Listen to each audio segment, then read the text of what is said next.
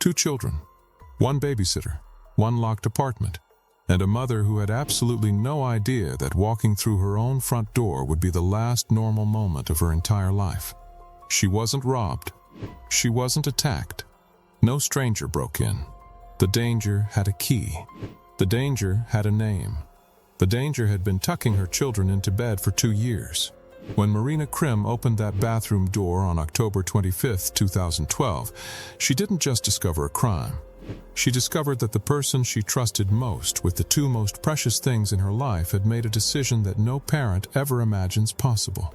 Her 6-year-old daughter, Lucia, her 2-year-old son, Leo, gone, inside their own home. And the woman responsible? She was still in that bathroom. This is not a story about a stranger. This is a story about trust, about routine, about the danger hiding inside ordinary life, and about 2 children whose names are now written into American law forever. Stay until the end. Because what this family did after losing everything will change how you think about justice, grief, and the human will to survive. Yoselyn Ortega found guilty on all charges. That New York jury deliberated for 3 days. Find the defendant guilty, or not responsible by reason of mental disease or defect. Guilty. In prison, that's sentenced tonight for the nanny who brutally murdered the sister and brother who were in her care in 2012 on the Upper West Side of Manhattan. It was gut-wrenching as the parents of 6-year-old Lulu and 2-year-old Leo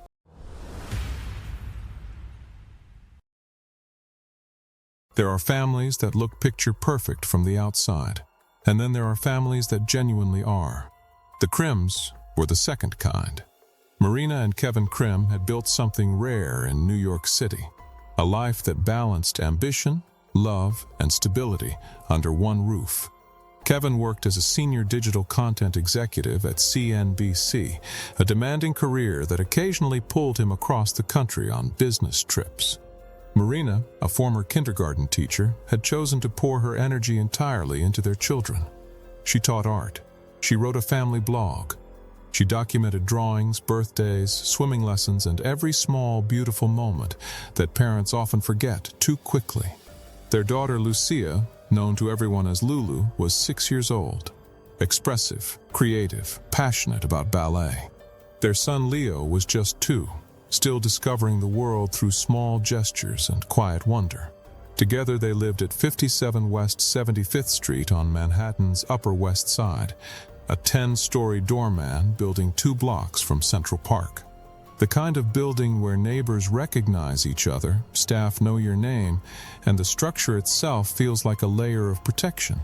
This was a family surrounded by love and by routine, and by every reasonable precaution a parent could take. So why weren't the children safe? To understand that, you need to know how Yoselyn Ortega entered their lives. She did not force her way in.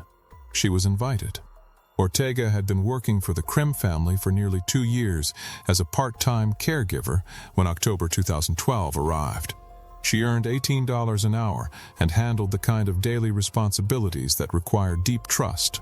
Walking the children through the neighborhood, escorting them to lessons, and spending long, unsupervised stretches inside the apartment with Lulu and Leo. The Krims paid for her flights back to the Dominican Republic to visit family. They even traveled with her on vacation. By every measure visible to the outside world, this was a relationship built on mutual respect and genuine warmth. According to reporting by CBS News, friends and relatives of the Krim family described Ortega as close to the children and treated with consistent kindness. There were no formal complaints, no documented conflicts, no visible warning signs that any parent would recognize as dangerous. But something was happening beneath the surface that nobody could see. Ortega was struggling privately. She lived in Hamilton Heights with her teenage son, her sister, and her niece. Financial pressure had been quietly building for months.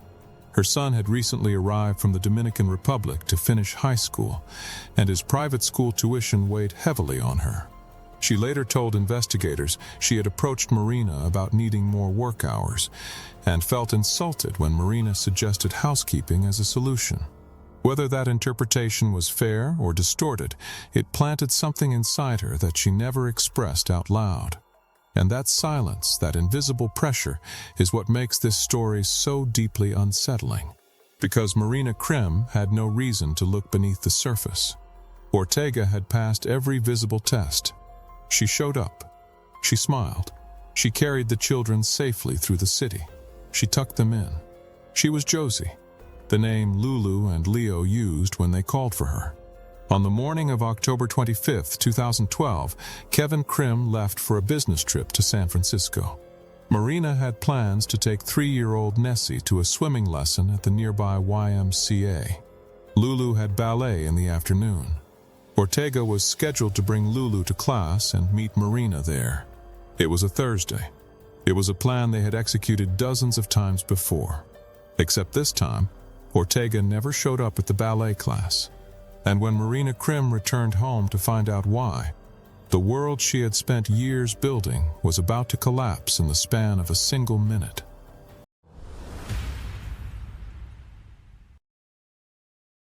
The afternoon of October 25, 2012 began moving toward evening the way it always did on the Upper West Side, softly, predictably, without a single signal that anything had shifted. Marina Krim finished Nessie's swimming lesson at the YMCA and made her way toward Lulu's ballet studio, a routine she had completed dozens of times. Nessie toddled beside her. The city moved around them, indifferent and alive. Marina expected to see Lulu at the studio door, tired from class, reaching for her hand. Instead, the studio doorway was empty. Ortega had not arrived. Lulu was not there. Marina called Ortega. No answer. She tried again. Silence. Concern moved through her, but not panic. Not yet. She assumed there had been a miscommunication, a wrong time, a missed turn, something small and fixable. She gathered Nessie and headed home, fully expecting to find a simple explanation waiting inside the apartment. What she found was darkness. The hallway was quiet in a way that felt unnatural for a home with children inside. Marina called out.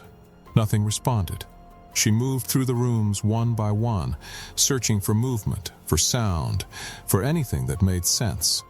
Finding nothing, she went back down to the lobby and spoke to the building's doorman. He told her what she needed to hear to go back upstairs. Ortega had returned to the apartment earlier that afternoon with Lulu and Leo. They were still up there. So she went back. As NPR reported from their breaking coverage on the night of October 26, 2012, citing New York City Police Commissioner Ray Kelly directly, Marina returned to the apartment, moved through the quiet rooms a second time, and noticed a light glowing beneath the bathroom door. That light should have meant safety. Instead, it was the only thing left that had not gone dark. Marina opened the door.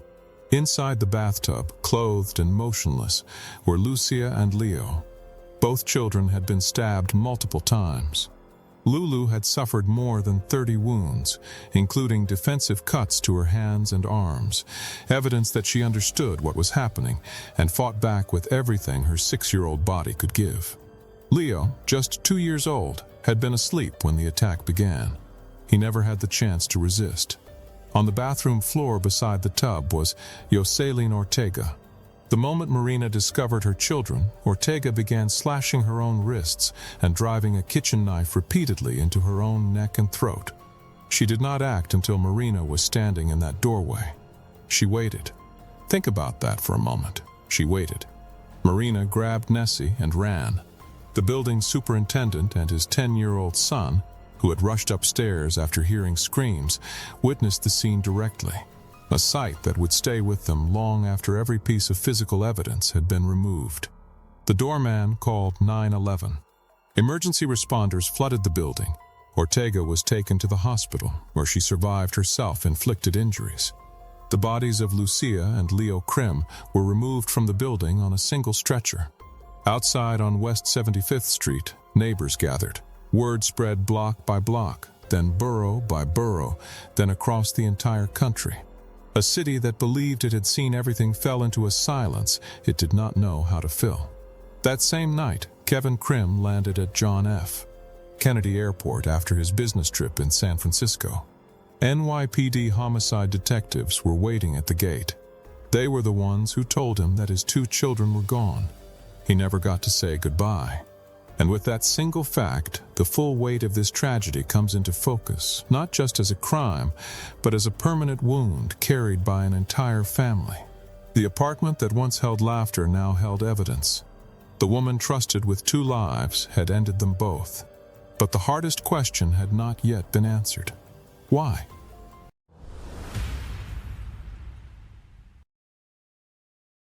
She was not a monster in a mask. She was Josie. That is what Lulu and Leo called her. Not Yoselyn. Not Miss Ortega. Josie. The name children give to the people they trust without condition, without question, without the kind of adult caution that might have seen what was coming. Yoselyn Ortega was 50 years old in October 2012. She had been born in Santiago de los Caballeros in the Dominican Republic, the youngest of 6 siblings, described by relatives as warm, hardworking, and deeply devoted to the children she cared for. She had emigrated to the United States, earned her citizenship, and built a life the way most immigrants do, through labor, through sacrifice, and through the slow accumulation of small dignities. Before working for the Krims, she had managed a print shop in Manhattan. When that chapter of her life ended, she turned to childcare because, as her own sister later told reporters, she genuinely loved children. On the surface, nothing about her story reads as dangerous. It reads as human. But beneath that surface, something had been fracturing for months, quietly, invisibly, in spaces the Krim family never had reason to enter. What broke her first? Investigators and prosecutors believed it started with her son. Ortega had left her teenage son, Jesus, in the Dominican Republic to be raised by relatives while she built her American life. 8 months before the murders, she brought him to New York City to finish high school. The decision came from love, but it arrived with a weight she had not fully calculated. Jesus needed tuition for a private school. A brother agreed to cover the first year, but the remaining bills were Ortega's responsibility alone. She had no apartment of her own. She, her son, her sister, and her niece were all living together in Hamilton Heights. The financial pressure that had once been manageable was now suffocating. She tried to sell cosmetics on the side. The woman she sold them to never paid her back. She approached Marina Krim and asked for additional work hours. Marina offered light housekeeping as a solution. According to investigators, Ortega felt that offer was beneath her. Whether that perception was reasonable or distorted, it lodged inside her, and it stayed there. As reported by the Spokesman Review, citing Associated Press sources from October 27, 2012, friends and neighbors of Ortega noted that in the weeks and months before the murders, she had begun turning inward. She looked gaunt. She withdrew from conversations, and people who knew her well said she was simply no longer herself. One former neighbor described her as a woman who had begun to lose her grip on daily reality without anyone around her recognizing the severity of what was happening. Then came the detail that stopped investigators cold. 3 days before the murders, on October 22, 2012, Yoselyn Ortega visited a psychologist on the Upper West Side. According to Slate's in-depth investigation, the psychologist, Dr. Thomas Caffrey, had over 40 years of clinical experience and a specialty in forensic psychology. After a session that lasted approximately 40 minutes, he wrote a single word in his notes: prognosis, good. 3 days later, Lucia and Leo Krim were dead. What the psychologist did not know, could not know, was that Ortega had been hearing voices for years. Voices telling her that people were going to be killed. Voices she had never disclosed to anyone outside her own mind. 2 psychiatrists who evaluated her after the murders found she had major depressive disorder with psychotic features. The illness had been present, hidden, and completely untreated for decades. She sat inside a therapist's office 72 hours before committing the act that would define her entire life, and she walked out with a good prognosis. The system looked directly at her and saw nothing. That is not a detail that fades with time. That is the kind of fact that forces every person watching this to ask themselves one uncomfortable question: how many people around us are quietly falling apart, and how would we ever know?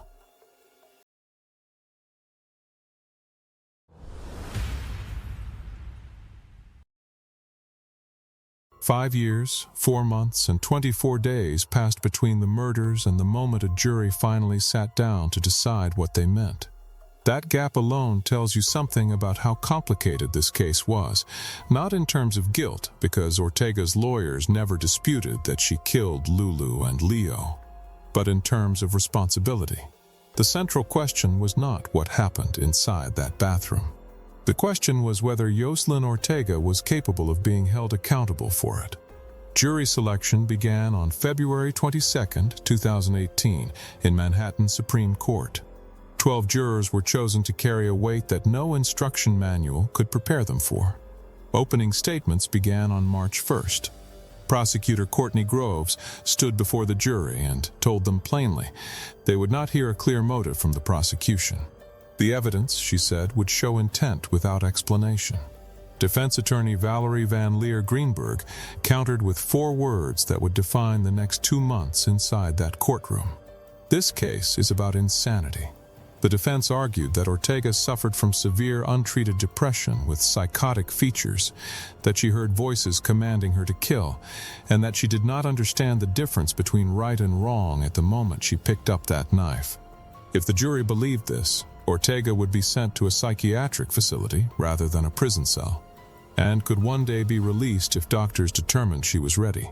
Prosecutors refused that framework entirely. Their argument was precise and unflinching. Ortega acted with full awareness, full intention, and full understanding. She chose the day. She chose the moment. She waited until she was alone with the children. And critically, she did not attempt to harm herself until the exact second Marina Krim appeared in that bathroom doorway. That timing, prosecutors argued, was not madness. That was calculation. Then, Marina Krim took the stand. She sat in that courtroom and described in her own words what she saw when she opened that bathroom door. As CBS News reported from inside the courtroom during closing arguments, jurors wept openly during her testimony. Marina told the court it was worse than anyone could imagine. She said Ortega had killed her best friends. Her 2 children. Her best friends. Sit with that for a moment. The jury sat with it for nearly 10 hours. On April 18, 2018, the verdict was announced. As CNN reported in their live coverage, Yoselyn Ortega was found guilty on all 4 counts, 2 counts of first-degree murder and 2 counts of second-degree murder. The jury foreperson, a man named Curtis, told reporters afterward that reaching the verdict was not easy, that there were tears, and that jurors were deeply divided at the beginning of deliberations. He said he worked hard not to think about his own children throughout the trial. After the verdict was read, Ortega wiped a single tear from her face. She had shown almost no emotion throughout the entire trial, mostly staring straight ahead, expressionless. But when a witness testified that the Krims had treated her well, she shook her head and mouthed one word: no. Sentencing came on May 14, 2018. Judge Gregory Caro looked directly at Yoselyn Ortega and delivered his ruling with language rarely heard from a judicial bench. He called her pure evil. He blamed her and her family for concealing her mental condition from the Krims and for failing to seek proper treatment. Then, he imposed the sentence the prosecution had demanded from the very beginning: life in prison. No possibility of parole. The legal chapter was closed.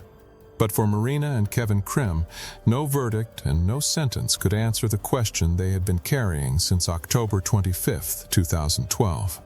Was there anything they could have done to stop it?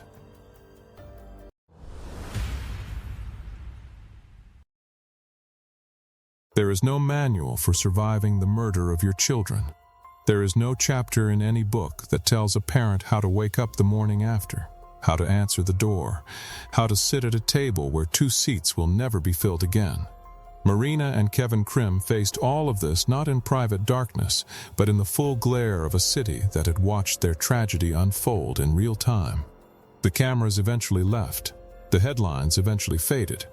But the Krims were still there, still breathing, still holding a 3-year-old daughter who looked up at them every morning and said one simple thing: "I'm hungry." Those 2 words, Kevin later wrote, were what pulled him back from the edge of total collapse in the immediate aftermath. He had to get up. He had to feed Nessie. He had to keep going, not because he believed he could, but because a small child needed him to. What happened next was not inevitable. It was a choice. In the weeks following the murders, Marina began noticing things. Small, unexpected moments of connection that she described as signs from Lulu and Leo. A piece of street art on a construction site. A stranger's compliment. The Peanuts theme song drifting from a nearby house, a family favorite played at the children's funeral. These were not coincidences she clung to desperately. They were threads pulling her toward a decision that the creative lives Lulu and Leo had lived for 6 years and 2 years respectively deserved to outlast the violence that ended them. From that decision, the Lulu and Leo Fund was born. The fund, later rebranded as Choose Creativity, was built on a principle both parents described as an act of positive defiance. As ABC News reported in an in-depth feature on the Krims, Kevin Krim wrote that he and Marina shared the creative impulse to build something constructive directly from the wreckage of destruction. They developed 10 principles of creativity drawn entirely from their own experience of rebuilding a life after unimaginable loss, and turned those principles into a curriculum that schools and families could actually use. The program moved into classrooms in East Harlem and Harlem, serving children in underserved communities who faced adversity of their own. It was not charity as performance. It was education as survival. Can a nonprofit built from grief actually change the lives of children who never knew the names behind it? The numbers answer that question without hesitation. According to the Choose Creativity official website, as of early 2026, the program has reached over 30,420 students and trained 1,858 instructors. That number is not a memorial statistic. It is a living, expanding legacy that adds new names every single year. Then came the law. On the day of Ortega's sentencing in May 2018, Marina and Kevin publicly announced they were pushing for legislation that would criminalize the kind of deception that placed Yoselyn Ortega inside their home in the first place. Within weeks, the New York State Assembly and Senate passed what would become known as Lulu and Leo's Law. Governor Andrew Cuomo signed it into law in August 2018, making it the first legislation of its kind anywhere in the United States. The law made it a criminal offense to knowingly misrepresent the qualifications of a person seeking employment as a child caregiver. Kevin Krim stated publicly that they had hired the woman who murdered their children based on a deliberate set of lies, and that the law created a deterrent powerful enough to make the next person think twice before doing the same. 2 names. 1 law. 30,000 children reached. Not every parent who loses a child transforms that loss into something the world can measure. Marina and Kevin Krim did not have to. They chose to. And that choice is the difference between a story that ends in darkness and one that refuses to.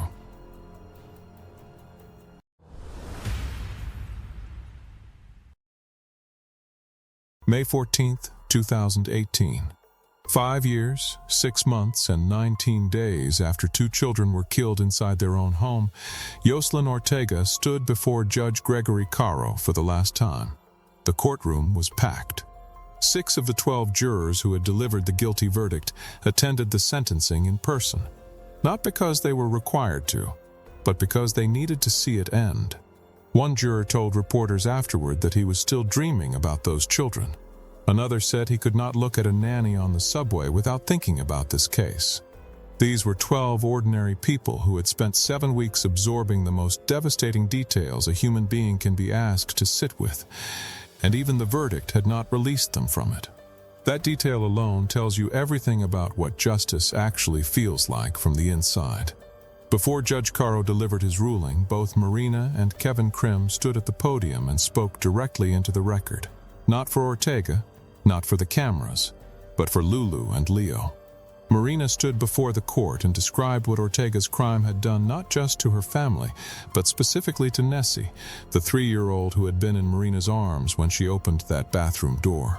As ABC7 reported directly from the sentencing, Marina told the court that every time Nessie makes a wish, it is always for Lulu and Leo to come back. And Nessie knows that wish will never come true. Marina looked at the woman who had destroyed her family and said 4 words that silenced the entire room. "They are 2 stars."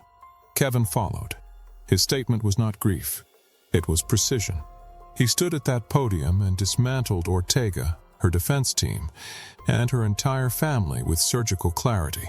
As Law and Crime reported from inside the courtroom, Kevin told the court that Ortega's family had lied about her background, fabricated a reference letter, and handed her the access she needed to destroy his children. He called her an evil and utterly dangerous narcissist. He said she should live, rot, and die in a metal cage, the ugly dark shadow of Lulu and Leo's bright shining lights. Then, Ortega spoke. Through an interpreter, she said she was very sorry for everything that happened, but then pivoted immediately to her own suffering. She said she hoped no one would go through what she had gone through. She asked for forgiveness from God. She mentioned that she had not been feeling well. At no point did she look at Marina or Kevin directly. At no point did she name the children she had killed. Judge Caro had heard enough. He called her pure evil, condemned her family for concealing her mental illness from the Krims, and handed down the sentence the prosecution had demanded from the very first day. Life in prison. No parole. Ever. Yoselyn Ortega is currently incarcerated in a New York State correctional facility. She is 62 years old. She has filed no successful appeal. She will die behind bars. And yet, Marina Krim has said publicly that no verdict brings the children back. No sentence fills the chairs at the dinner table. No law written in Lulu and Leo's names replaces the sound of their voices. Justice in this case is real, but it is also incomplete, because the thing that was taken cannot be returned by any court in any country. So here's the question this entire story has been building toward, and it is not about Yoselyn Ortega, and it is not about the law. It is about the assumption of safety that every parent carries every single day. The belief that routine means protected, that familiar means trustworthy, and that the people inside your home are exactly who you believe them to be. After everything you have just heard, do you still believe that without question?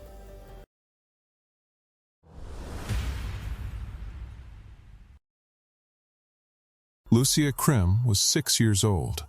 She loved ballet, drawing, and the color purple. Leo Krim was 2. He was still learning the names of things. Neither of them had enough time to understand that the world could be dangerous. Neither of them ever should have needed to. What Marina screamed inside that courtroom during the trial, as documented by the Atlanta Journal-Constitution, was not a breakdown. It was the sound of a mother telling the truth. The raw, unfiltered, permanent truth of what it costs when trust is weaponized against the people who extend it most completely. Yoselyn Ortega is 62 years old. She is in prison. She will never leave. The Lulu and Leo Fund, now operating as Choose Creativity, has reached over 30,420 students and trained 1,858 instructors as of early 2026, and the number keeps climbing. The law written in 2 children's names is still active. The classroom programs built from their memory are still running. The story is not over. This case involved extensive research across court records, psychiatric evaluations, trial transcripts, and investigative journalism that took considerable time to compile and verify. If you want to read the complete investigation yourself, all resource links are available in the description below. Now, before you close this video, stop for 10 seconds. Think about one person in your life who trusts the wrong people too easily. One parent, one friend, one family member who believes that routine equals safety. Share this video with them right now, not later. right now, because the one thing this story proves beyond any doubt is that the moment you assume someone is safe is the exact moment you stop looking closely enough. If this story moved you, challenged you, or made you see something differently, drop a comment below. Tell us what hit you hardest. Was it the psychologist who wrote good prognosis 3 days before 2 children died? Was it the father standing at that podium calling her a dark shadow of his children's bright lights? Was it the 3-year-old who still wishes on stars for her brother and sister to come back? Tell us, because these stories deserve to be heard, discussed, and remembered, not buried under the next trending video. And if you are not subscribed yet, here is the honest truth. You are going to want to be. Every story on this channel is investigated, verified, and written to make sure the people inside them are never forgotten. Hit subscribe, hit the bell, because the next story we are covering is one that will make this one feel like just the beginning. Lulu and Leo deserved more time. The least we can do is make sure their story reaches every person who needs to hear it.